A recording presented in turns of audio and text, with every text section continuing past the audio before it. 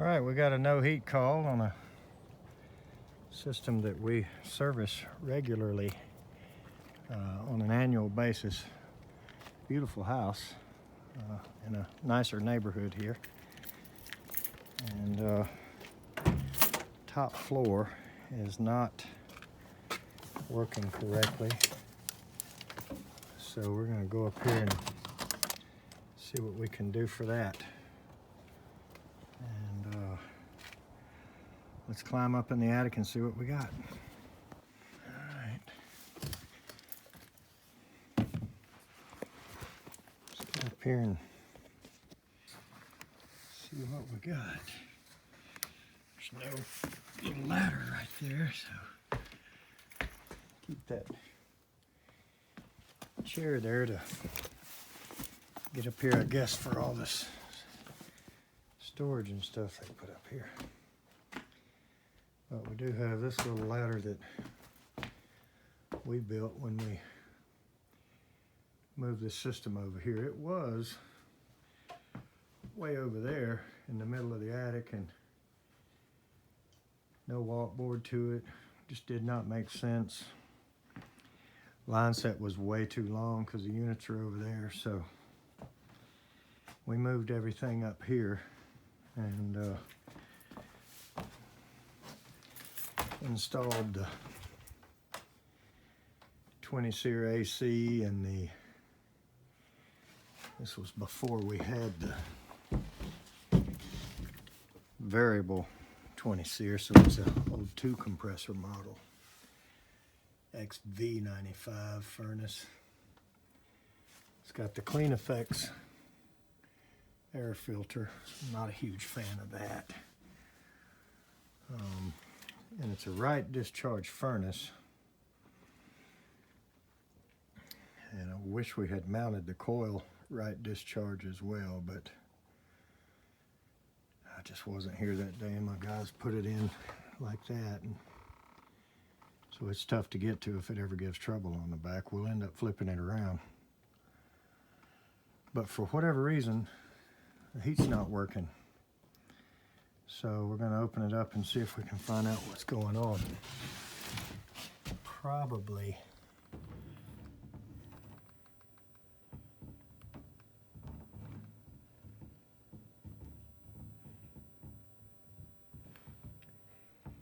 something.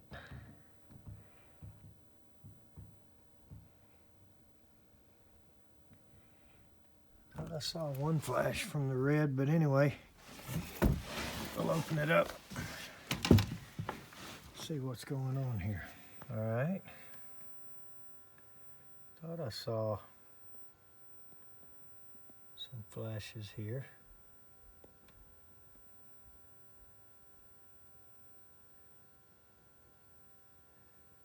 And it might have went away.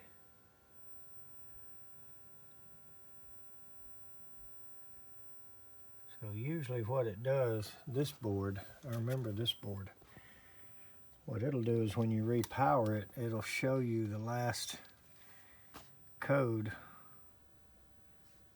And we're getting one flash right now, but it did flash 2 flashes, I think a couple of times. And yeah, this is the old board where the variable speed had the 16 wires and went right on that board.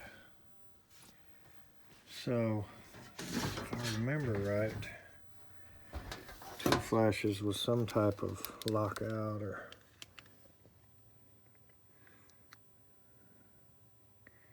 two flashes, system lockout. Okay, retries exceeded. So, it should go away. It just shows it to us since we obviously lost power when we took the door off. I stuck that piece of tape on the door switch as always. And either he's got it off at the thermostat or something else is going on. So let's see, I don't think I got my jumper wire on my belt loop like I usually do. I'm gonna have to go turn the thermostat on. So let's try that. All right, let's see what we got.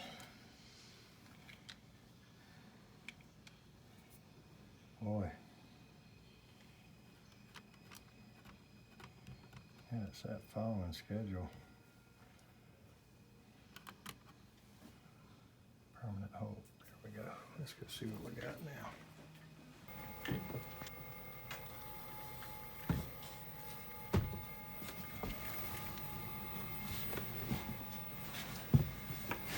All right. We have induced draft.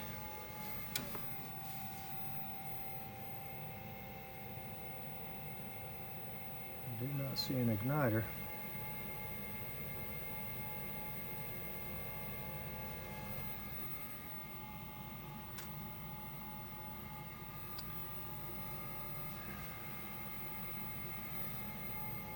So I may have to check that. This may be a simple issue. Heard the gas valve open. So we have an ignition situation here. Let's open it up and read through. All right, well, we're definitely not getting crap out of that igniter, so let's pull it out and hope we got one in the truck. All right, I went and rifled through the truck. Here's the one that won't glow, that won't work, and doesn't read anything on the meter, or a little bit, certainly not enough. So I don't have one of these. I had a couple of the old 80-volt ones that were a very short-lived, failed attempt from Trane to save 20 cents a month on ignition. And of course we went around everywhere upgrading the whole board and a little piece of the wiring harness, going back to the 120-volt igniters. We did get paid to do that, and we got a bulletin on them. But what I did have, so that's why I have all those 80 volts left in there. I got a couple in the truck and quite a few sitting in the cabinet at the shop. But just for quick emergencies, if I run into one of those and don't have the upgrade kit, I can, you know, get them back going. But this is a Firefly or Glowfly or whatever you call those universals. So we're going to stick this in here and try to get them some heat. Looks like the length of it will be okay. And yeah, kind of a universal El Cheapo, but we've had good luck with them. I mean, they've done okay. So let's put this in here and see if this Trane will go back to running. All right, well, it fit okay. It's glowing, and we'll get gas in a minute.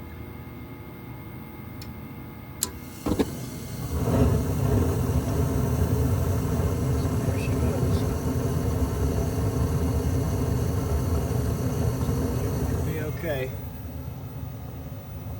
so let's get this thing back together. One thing that I really do not like about the right discharge downflow furnace is this door is basically just free floating. It's the same frame, they just build it all backwards in here, but on an upflow furnace there's a bracket on the solid door that goes behind this, and then well, the new ones have the quarter turn screws on them, but this actually has to hold everything in behind this going in there. But you know, I don't really care for that. But there again, if they made a completely different machine, it would probably cost us more. So tell you what I think I'm gonna do too. I'm gonna go ahead and steal the rest of this piece of tape. Well, almost the rest of it. I'm gonna leave this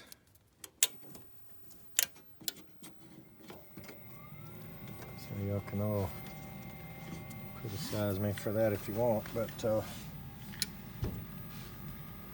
like these rickety doors, and the homeowner had them off, or so he said he did. yesterday. But they were back on like they go, so he must have wrestled with it. But anyway, you can see it light one more time. There she goes. So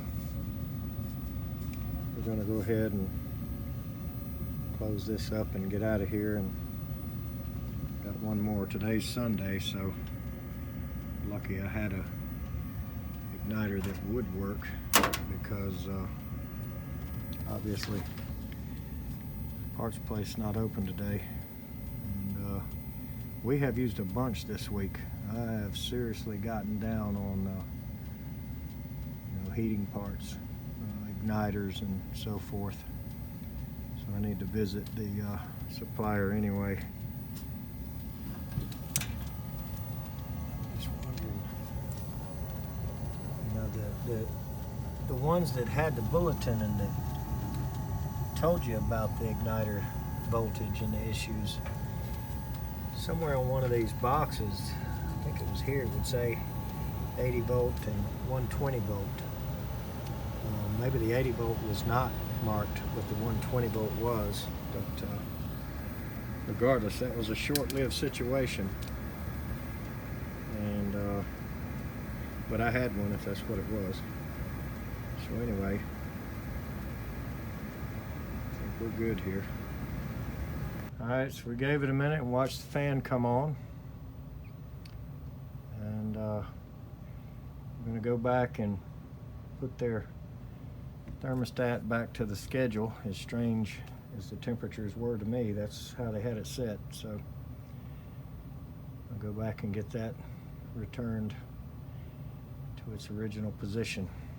Everything should be okay. I did notice a little water over here, and I'm thinking it's probably